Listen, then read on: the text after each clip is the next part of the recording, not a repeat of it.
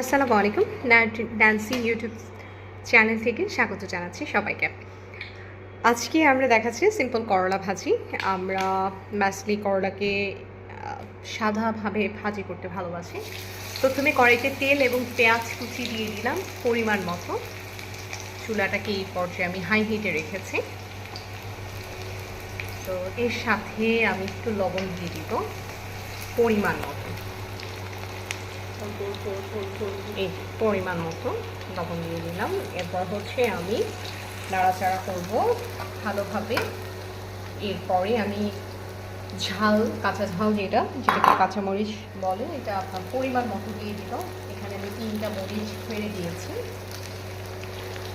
এই পর্যায়ে আমি করলাটাকে ভালো করে ধুয়ে কেটে বিচি বেছে লবণ দিয়ে চটকিয়ে রেখেছি, যাতে করে তিতাটা কম লাগে।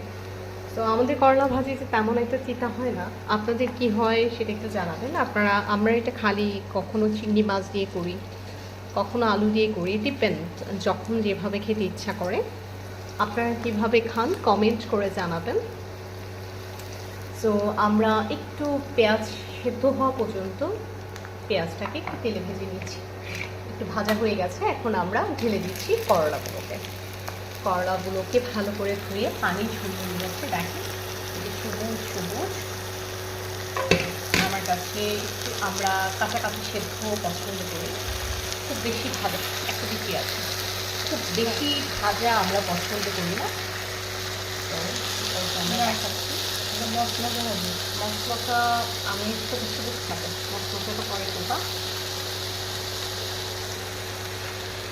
করলা আপনি যত কম নাড়াচাড়া করবেন তত কম বেশি আর কি তিতা হবে। হ্যাঁ, আপনি এই পর্যায়ে একটু ছড়িয়ে দিবেন। চুলার আঁচ আপনি হাই হিটে রাখবেন, যাতে করে টোটালটা বয়েল হয়ে যায়। তো আমরা ওয়েট করব এটা শেষ হওয়া অবধি। আপনি চাইলে একটু কালার অ্যাড করতে পারেন, হালকা একটু হলুদ দিতে পারেন, বাট হলুদ স্কিপ করলে সবচেয়ে ভালো। বাট আমার আম্মুর পছন্দ একটু হলুদ অ্যাড করা, তো আমরা একটু করে হলুদ অ্যাড করে নিব। দেন আমরা উল্টে পাল্টে দিব।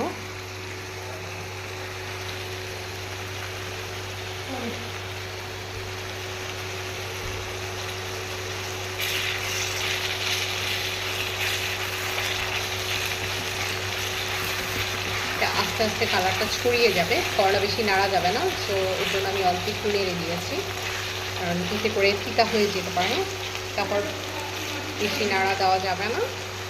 তো আমরা এ পর্যায়ে